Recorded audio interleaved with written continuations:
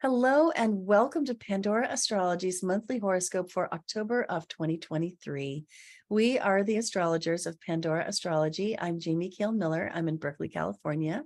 And I'm Julia Mijas, and I'm in San Francisco, California. Let's take a look at what's happening this month. Well, happy birthday, Scorpio. If you haven't scheduled your yearly birthday reading yet, there is still time to do it before your birthday, which is the most powerful time to do it. This lets you ritualize your personal New Year's moment and jump into your year empowered to make it the best one ever. It also comes with fantastic affirmations you can use all year to create your best life. You'll find a link for that in the description below. Well, on October 10th, we have something rather big that happens just once a year, and that's Pluto changing directions, starting out retrograde and going direct. Right there, the little red RX symbol is gone. Pluto has been traveling through Capricorn for 15 years. And at the end of this year, in January of next year, it moves on into Aquarius, where it's going to stay for about 20 years until 2043. While Pluto's been in Capricorn, he has been busy transforming and metamorphosing our experience of authority, both within and without. This is the nature of Pluto in Capricorn. And transformation is never comfortable. It's a death and rebirth experience. And 99.44% of the time, it is figurative instead of literal, so don't be nervous. But it does feel very much like peeling away layers of one's psychology, that you'd become used to. And Pluto has been doing this journey through your third house, which is a house of language and communication, words and ideas, conversations.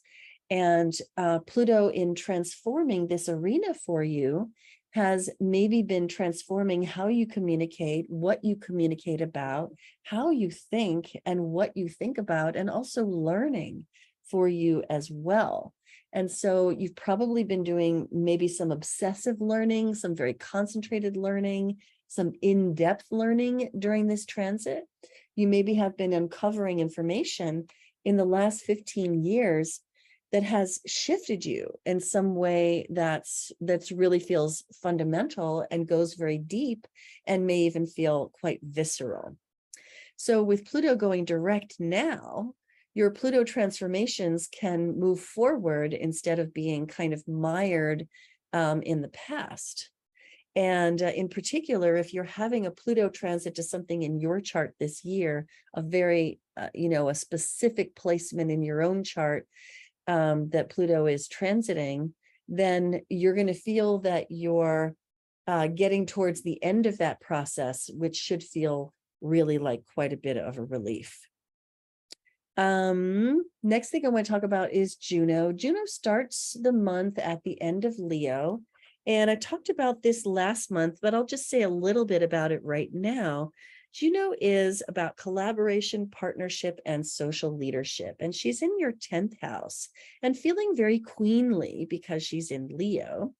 The 10th house being the house of career, Juno has been helping you to make social connections between yourself and other people, or between and amongst other people in the workplace. And if you have a job as a manager of people, maybe on teams or maybe individually or severally, this can be a really terrific transit for you to manage them better and to help them to be in good connection to each other.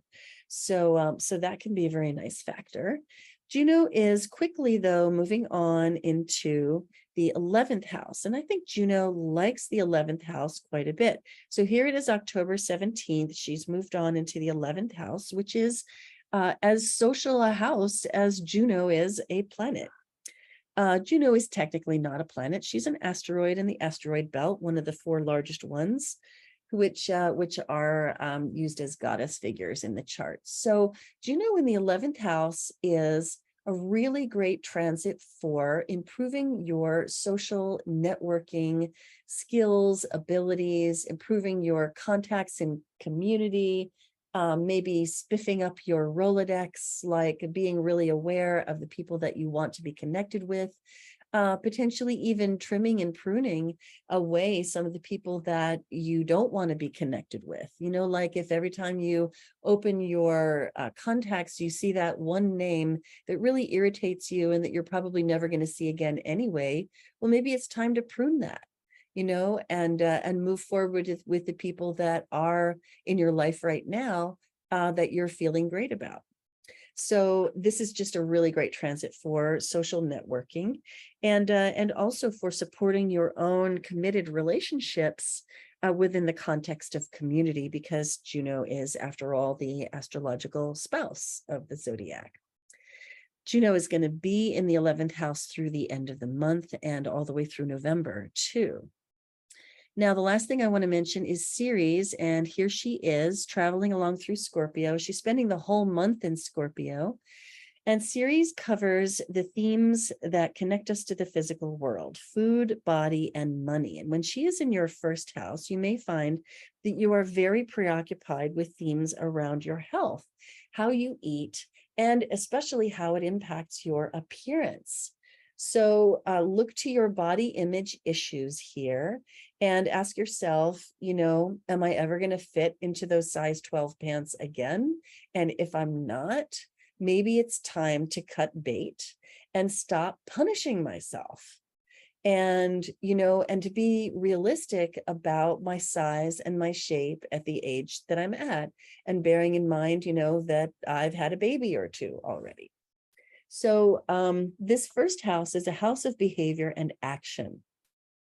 And so any planet that's moving through it can show itself through how we behave and the things that we do. So Ceres in the first house, bringing up those body image themes, could be an occasion for changing how you eat or how you dress, how you present yourself, based on adjusting to a better and healthier body image. And it's definitely got some challenge associated with it, because Ceres is traveling along through Scorpio, and Scorpio is a little bit prone to addiction and compulsion and impulsive behavior based on emotions, perhaps even deep down emotions. So do not let this Ceres, while she's passing through your first house for the whole month, press you into eating badly, going on a self-destructive binge, absolutely ensuring that you're never going to fit into those pants again. So let's not go there. Julia, what's up with Venus, Mars, and Mercury this month? Lots going on there, Scorpio. Let's start with Venus, the planet of relationships and pleasure. She's direct this month, unlike last month where she was still retrograde early on. And she's gaining speed in the sign of Leo. And she begins the month in your 10th house of career and public image. And she's going to be there for the first week. So with Venus in the 10th, it's a really good time, especially if you have any type of public role in your life. You do any public speaking, you do something on social media, where Venus is going to give you a boost to your public image, which can be wonderful. It's also a good time to get headshots done for work. Venus in the 10th house is also a very good time for gaining the favor of people who are in authority positions to you. So if that's your parents, if that's your boss, if that's a teacher, it's going to be a good time for getting along well. And if you need to ask for some favors, it should go much better than usual. Then on October 8th, Venus enters your 11th house, where she's going to be for the rest of the month. This is a very social house, and Venus is a very social planet. So for a lot of October, you're really going to just enjoy connecting with your friends. If you have any groups in your life, like if you have a book club, if you have a recovery program, you might find that you get a lot of enjoyment, pleasure from being in those groups, especially if you guys do something artistic, because Venus is a very artistic planet. And if you're single and you're looking to meet people, I would ask your friends to set you up with somebody. You might meet somebody through a friend more easily during this time as well. Now, Mars, the planet of action and activity, starts the month in your 12th house for the first 11 days. The 12th house is a very isolated house in the zodiac. It's a very sort of indirect, diffuse place. And Mars can have a little bit of trouble in this house because Mars is just super direct. So he doesn't really mesh with 12th house energies very well. But Mars in the 12th house can be great for getting a lot of work done on your own. And Mars in the 12th house can be great for putting your energy and effort into something that's not self-serving, that's for something other than your ego, because the 12th house is truly an egoless place. And while Mars can have an ego-like quality to it, the real higher level of Mars in this placement is that you can put effort towards gaining something that serves something beyond yourself. Now, when Mars moves into the first house on October 11th, this is going to be a much more high energy time for you.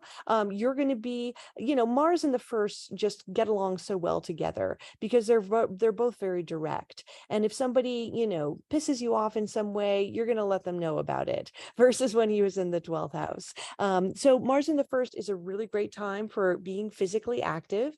Find a way to, get out all this extra energy, and definitely do it constructively by maybe doing a workout routine or something like that, instead of just turning mountains into molehills, which is what you have to watch out for with this placement. Now, finally, Mercury is going to begin the month in your 11th house of friends. So again, a very social month for you because Venus is in there for most of the month. Mercury is in there for the first part of the month. And with Mercury in the 11th, it's a great time for turning to your friends for advice because Mercury is the planet of your mind and communication. Then by October 4th, Mercury goes into that 12th house. And I had mentioned the 12th house earlier when I was speaking about Mars. So the 12th house, it is a house of ethereal states. It can represent your dreams. It can represent meditation. It's a deeply spiritual house. It is also a house that can be a little challenging because it can represent sabotage, how we sabotage ourselves as well. And it's also a house of loss too. So with Mercury in the 12th house, you might be wanting to keep your ideas and your thoughts to yourself because this is a very isolated place. You also might do your best thinking on your own. If you're a writer, then try to write on your own as much as you can. Mercury in the 12th house can run into trouble with its words. Like, don't try to, be as honest and upfront as you can with people, because if you don't and you say something that's not true, then it can really just create a mess for yourself with Mercury in the 12th. Now, a very important day to keep track of is October 19th, because Mercury will conjoin the sun directly, and we call that Greater Epiphany Day. It's a time of insights and revelations. And since this is happening in the 12th house, you could be having some insights, some revelations into maybe something you lost in your life, because this is the 12th house. But since it's also such a spiritual house, such a transcendent house, maybe you realize there's a higher side to that loss. Maybe you're thinking of like an old relationship that ended and you're like, that was really hard, but it really cleared the space for me for my future relationships. Or maybe you're having some insights and revelations into how you can do things to transcend yourself more, whether that's through charity work, whether that's getting into some creative state, or whether that might mean being deeply spiritual in some way, finding some type of spiritual path. All of this could be very fascinating to keep track of on October 19th when Mercury directly conjoins that sun. Hi, Jamie here. Horoscopes and moon videos are fun, but they don't go very deep, really. If you want depth and personal clues, you'll want to join our monthly live workshop where you can talk with a real astrologer about your own chart. This month's topic is undergoing Pluto transformations with power and grace. Because Pluto transits feel like a long, dark night of the soul, and psychological death and rebirth is hard for all of us. In the workshop, I'll explain how to navigate these biggest of all life's changes smoothly. This workshop is expressly for our Demigod Patreon subscribers who pay only $15 a month for access to live events like this one. It's easy to sign up at the Patreon link in the description below. I'd love to see you there. Now let's get back to the video. Yep, and we are into another eclipse season. Ta-da! Sun and moon together here in Libra in your 12th house, Scorpio. This is a solar eclipse. It happens in 21 degrees of Libra on the 14th, and we're calling this one Stop Placating, Honesty Heals. So this being a solar eclipse, it has a tendency to show us our shadow through how we behave. Now, because this lands in your 12th house, Scorpio, chances are that if you have any hidden tendency towards passive aggression or like a form of niceness that's very surfacey, that just is covering something else, then this could be the kind of eclipse where you find yourself performing that niceness, behaving that niceness, and it's just really driven by something very much under the surface that you just weren't even conscious of at all. And so it can become visible for that reason. And then it really needs to be released. It really needs to be purged and let go of, because it's just not real, authentic, honest, direct. And over here on the other end of the nodal axis at the north node, we have Chiron opposing that sun and moon and even Mercury over here. These things are in the 6th house.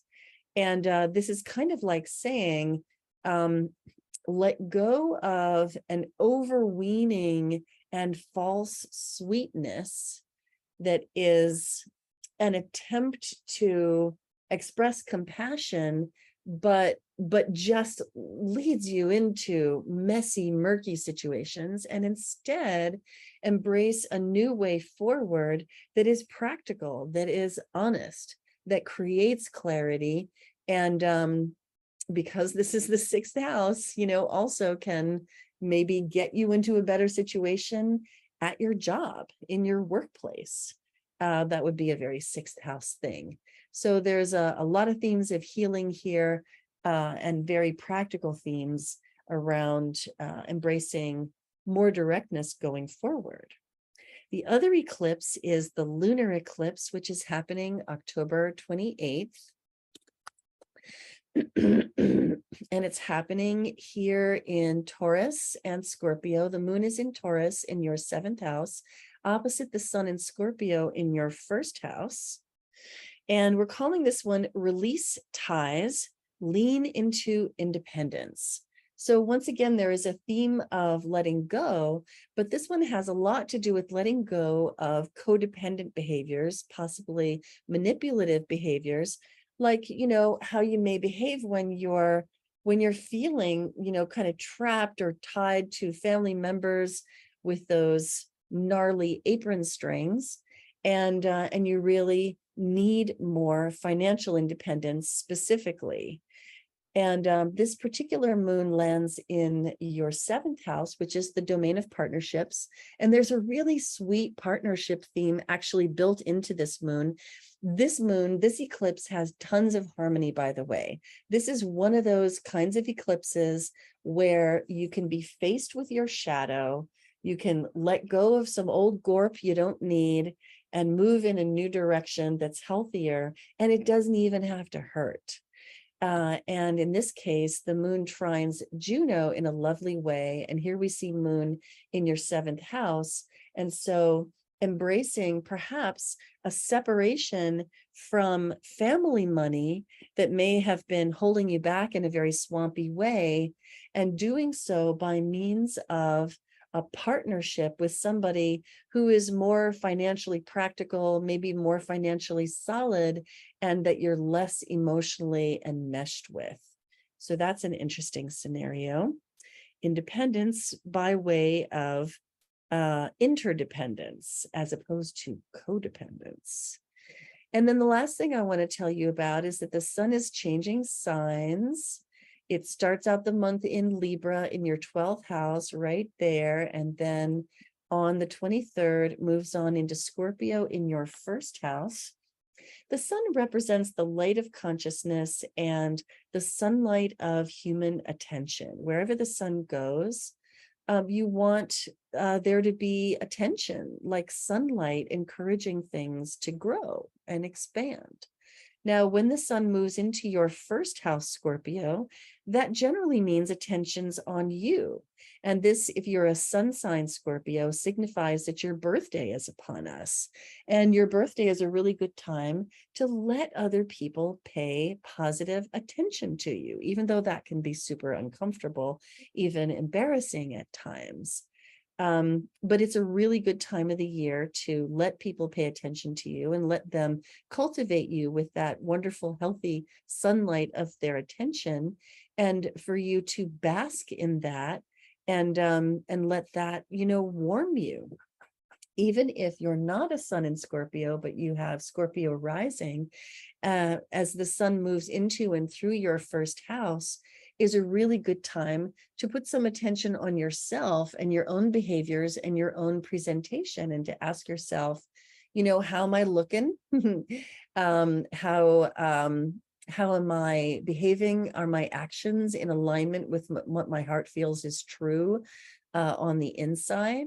Am I being my most authentic self? And what would it take to be my most authentic self? And let me tell you, for Scorpio, that's not easy, because one feels so raw and exposed so much of the time. Even when you're sure you're not behaving badly, you might feel like, you're under the microscope just by virtue of being a Scorpio. And so this is a really good month to take yourself off the hook and do some self-examination, but not under a microscope, just to let the real you shine forth. And that's a beautiful thing. Well, that's all for today. If you love Pandora Astrology's free and informative horoscopes, then please do hit that like button, subscribe to our channel, and share our horoscopes with your friends. You can find out so much more about how this month's transits affect you in very personal timing in our monthly Patreon workshops. Find the link in the description below to get started. And until next time, we'll see you around the cosmos. Bye-bye.